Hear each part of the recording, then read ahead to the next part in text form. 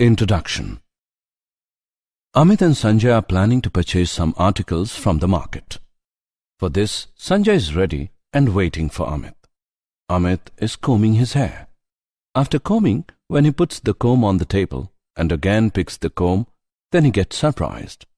He observes that some pieces of a paper are stuck to the comb. He shakes the comb well, but only few falls down, while others are still stuck to it. He asks Sanjay that why paper pieces are attracted towards the comb. Sanjay tells him that it was due to the attraction of charges. When you comb the hair, then comb gains charge due to rubbing. When this comb comes in contact with the paper, then opposite charge gets developed on the paper, and due to this, they both attract each other.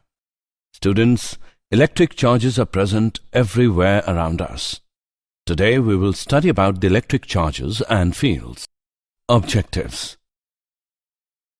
At the end of this lesson, you'll be able to define electric charge, define conductors and insulators, know about charging by induction, understand basic properties of electric charge, define Coulomb's law, calculate forces between multiple charges, describe electric field, draw electric field lines, know about electric flux and electric dipole, analyze dipole in uniform external field, calculate continuous charge distribution, define Gauss's law and its applications. Electric charge. There are two kinds of charges, positive charge and negative charge. Like charges repel each other and unlike charges attract each other. If two glass rods rubbed with silk cloth are brought close to each other, they repel each other. If two plastic rods rubbed with silk cloth are brought close to each other, they repel each other. If one glass rod and one plastic rod is rubbed with silk cloth are brought close to each other, they attract each other. Electric charge is a scalar quantity. SI unit of charge is Coulomb. Every neutral object contains an equal number of electrons and protons. When the number of electrons and protons are not equal, the object possesses a net positive or negative charge. Conductors and insulators. Materials are classified in terms of their ability to allow electric charge to move or be conducted through them. Conductors are materials that readily conduct electric charge. Metals are good conductors, for example, copper, silver, aluminium, and gold. In a metallic conductor, the number of free electrons that can move throughout the material is large. The exact number of electrons detached from each atom depends on the nature of the material. Insulators are materials that do not readily allow electric charge to move. Examples of good insulators are rubber, wood, glass, and mica. In an insulator, there are no free electrons. All the electrons are bound to their parent atoms and conduction of charge is not possible. Charging by induction. The process of giving one object a net electric charge without touching the object to a second charged object is called charging by induction. When a conductor is connected to the earth by means of a conducting wire, it is said to be grounded or earthed.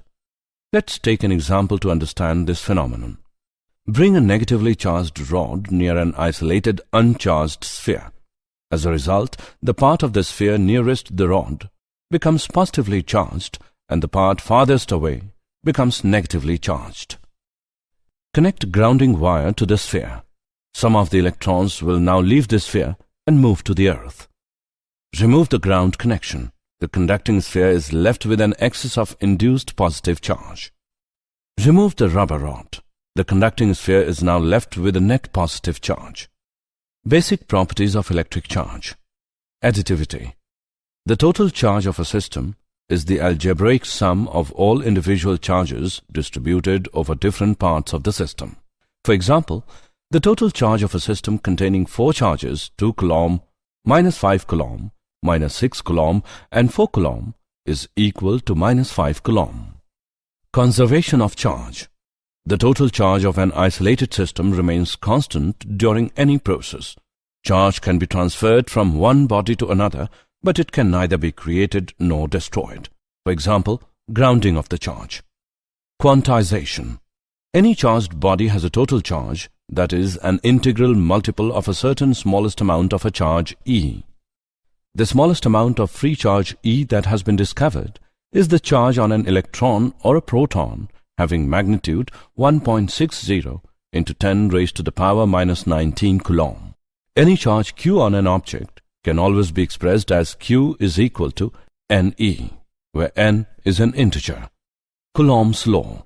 The magnitude of the electric force exerted by one point charge on another point charge is directly proportional to the product of the magnitudes of the charges and inversely proportional to the square of the distance between them. The force is directed along the line joining the two charges. The magnitude F of the force between 2 point charges and separated by a distance r can be expressed mathematically as F is equal to K into mod Q1 into mod Q2 divided by r square. Here, K is a constant of proportionality. For vacuum and in SI system, Coulomb's law becomes F is equal to 1 upon 4 pi epsilon naught multiplied by mod Q1 into mod Q2 divided by r square. Forces between multiple charges. Superposition principle. For an assembly of charges, the total force on a particular charge is the vector sum of the individual Coulomb forces exerted on it by all other charges, the force between any two charges being unaffected by the presence of other charges. For a system of n charges, Q1, Q2, Q3, and so on till Qn, the total force F1 on charge Q1 due to all other charges Q2, Q3, Q4, and so on till Qn is F1 is equal to F12 plus F13 plus F14 and so on till F1n. This equation can be written as example. Let's take an example on Coulomb's law. Find the force on the center charge in given figure. Let's see the solution. Let F1 be the magnitude of the force with which charge Q2 is attracted towards Q1. We know that F is equal to 1 upon 4 pi epsilon naught multiplied by Q1 Q2 upon r square. Put the values in this equation, we get F1 is equal to 45 into 10 raised to the power minus 3 Newton, which is equal to 0.045 Newton. F2 is the magnitude of the force with which charge Q2 is attracted towards Q3. Put the values in the above equation, we get F2 is equal to 16.875 into 10 raised to the power minus 3 Newton, which is equal to 0.0169 Newton. Net force F experienced by Q2 is directed towards Q1 and is given by F is equal to F1 minus F2, which equals 0.045 minus 0.0169 Newton, which is equal to 0.0281 Newton. Electric field. There is a region of space around a charge or a system of charges within which other charged particles experience electrostatic forces. This region is known as an electric field. The electric field E at a point is defined as the electric force F experienced by a small positive test charge Q naught, placed at that point, divided by the charge itself. E is equal to F upon Q naught. The electric field E is a vector having the same direction as the force F on a positive test charge. The SI unit of electric field is Newton per Coulomb. The electric field at a point is given by E is equal to 1 upon 4 pi epsilon naught multiplied by Q upon r square into r cap. The superposition principle holds when calculating the electric field due to a group of point charges. E is equal to E1 plus E2 plus E3 and so on till En. This equation can be written as E is equal to summation from I equals 1 to n of 1 upon 4 pi epsilon naught multiplied by Qi upon Rpi square into Rpi cap. Electric field lines.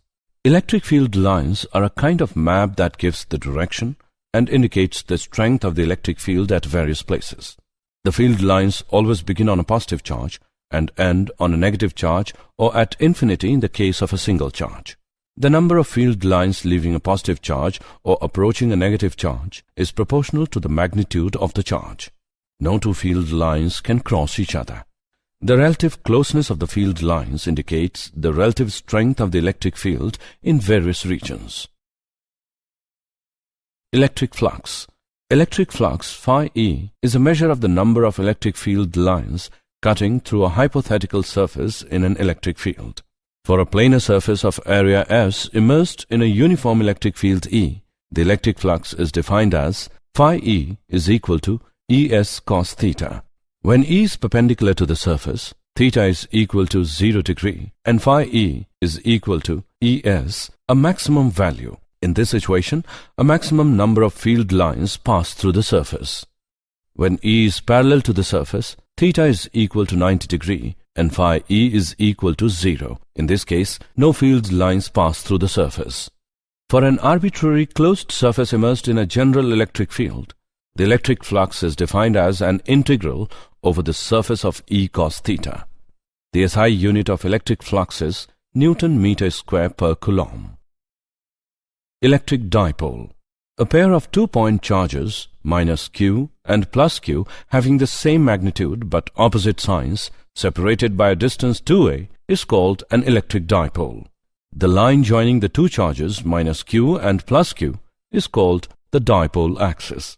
The electric dipole moment P of an electric dipole is a vector pointing from the charge minus q towards the charge plus q and having magnitude equal to the charge q times the distance 2a between the charges. P is equal to 2aq p cap. Dipole in an uniform external field. Let's consider a dipole placed in a uniform electric field E, with the dipole moment P making an angle theta with E.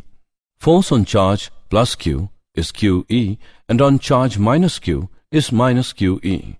Since the forces are equal and anti-parallel, the net force on the dipole is 0. However, the two forces QE and minus QE form a couple. Magnitude of the torque is equal to magnitude of each force into arm of the couple. This equation can be written as tau is equal to cross product of P and E. Continuous charge distribution. The electric force on a point charge q due to a charge distribution can be conveniently calculated by assuming the charge distribution to be a continuous one. Calculation procedure. Divide the charge distribution into infinitesimal elements. Find the force on charge q due to one such element dq, assuming it to be a point charge. The resultant force on charge q is obtained by the integration of the field contributions due to all other charge elements of the charge distribution. Linear charge density, lambda. This term is used when the continuous charge distribution is along a line and is defined as the total charge per unit length of the line. Its SI unit is coulomb per meter. Surface charge density, sigma. This term is used when the continuous charge distribution is over a surface and is defined as the total charge per unit area of the surface. Its SI unit is coulomb per meter square. Volume charge density, rho. This term is used when the continuous charge distribution is over a three-dimensional region and is defined as the total charge per unit volume of the region. Its SI unit is coulomb per meter cube. Gauss's law. Gauss's theorem. The electric flux phi E through a Gaussian surface is equal to the net charge q enclosed by the surface divided by epsilon naught, the permittivity of free space. Gauss's theorem is used to compute the charge inside a closed surface if E is known for all points on the surface. Application of Gauss's law. Field due to an infinitely long straight uniformly charged wire. As a Gaussian surface, we choose a circular cylinder of radius r and length L with its axis along the wire. If lambda is the linear charge density of the wire, the charge within the Gaussian surface is L lambda. We know that phi E is equal to integration of a closed surface of E dot ds, which equals to product of E and 2 pi RL, where 2 pi RL is the area of the curved surface of the cylinder. According to Gauss's theorem, we get electric field at any point at a radial distance r from the wire is equal to lambda divided by 2 pi r epsilon naught. Field due to a uniformly charged infinite plane sheet.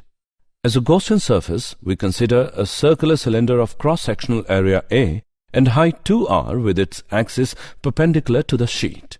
If sigma is the surface charge density of the sheet, the charge enclosed by the Gaussian surface is L sigma. We know that phi E is equal to integration over closed surface of E dot ds, which is equal to product of 2A and E. According to Gauss's theorem, we get electric field at any point at a radial distance r from the wire is equal to sigma divided by 2 epsilon naught. Field due to a uniformly charged thin spherical shell. To find the electric field at a point distant r from the center of the sphere of radius r, we choose a spherical Gaussian surface of radius r concentric with a charged sphere. If a rho is volume density of charge in the solid sphere, the total charge in the sphere is given by Q is equal to 4 upon 3 product of pi r cube and rho. Case 1. For points outside the solid sphere, r is greater than r. The electric field at any point distant r from the center of the solid sphere is equal to 1 upon 4 pi epsilon naught multiplied by q upon r square. Case 2. For points inside the solid sphere, r is smaller than r. The electric field at any point distant from the center of the solid sphere is equal to 1 upon 4 pi epsilon naught multiplied by rq upon r cube. Assessment. Before proceeding further, let us know how much you have learned. Drag and drop the correct option. Did you know? During rubbing, a body which has lower work function loses electrons and becomes positively charged. A body having higher work function becomes negatively charged by gaining electrons. Positron is a particle whose mass is the same as that of an electron. Positron has a positive charge of the same magnitude as that of the negative charge on an electron. Recently, the existence of particles of charge 1 upon 3e and 2 upon 3e has been postulated.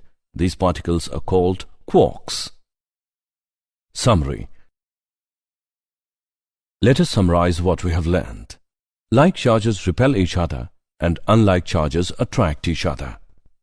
The process of giving one object a net electric charge without touching the object to a second charge object is called charging by induction. Any charged body has a total charge, that is, an integral multiple of a certain smallest amount of charge E.